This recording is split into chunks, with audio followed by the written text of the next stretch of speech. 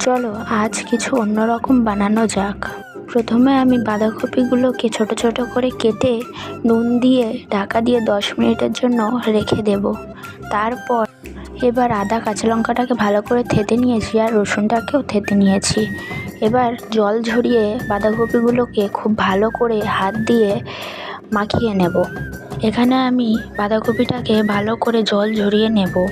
তারপর আদা কাঁচা লঙ্কা বাটা, রসুন বাটা, ময়দা, কর্নফ্লাওয়ার, লঙ্কার গুঁড়ো দিয়ে ভালো করে ডো বানিয়ে নেব এটাকে।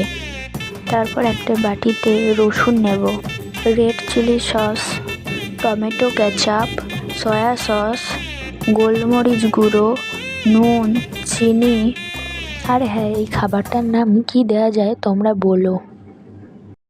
তোমরা চাইলে ভিনেগার দিতে পারো, আমার কাছে ভিনেগার ছিল না তাই আমি দিইনি। আর হ্যাঁ, কর্নফ্লাওয়ার দিতে যেন ভুলো না। কর্নফ্লাওয়ার দিলে কি হবে, ওই মিশ্রণটা একটু ঘন হবে। তারপর এটাকে মাখিয়ে সরিয়ে রেখে দেব। আর হ্যাঁ, ওতে একটু জল দিও। তারপর ভালো করে কড়াইটা গরম হলে ওখানে তেল দিয়ে এগুলোকে ভালো করে ভেজে নেবে। ভাজা হয়ে গেলে একটা কড়াইতে অল্প রসুন কুচি আর ওই মিশ্রণটা ঢেলে দেবে।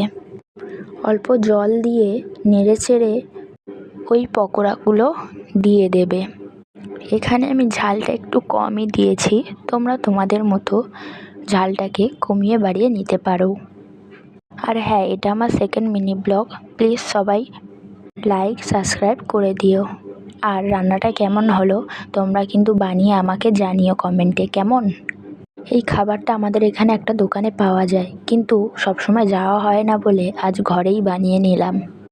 এটা আমার নতুন চ্যানেল, তোমরা লাইক সাবস্ক্রাইব করো প্লিজ। এই খাবারটা আমি প্রথমবার বানালাম, খুবই সুন্দর হয়েছে। আর আমি তো ঘরে একা থাকি আর আমি একাই রিভিউ দিচ্ছিলাম। টাটা।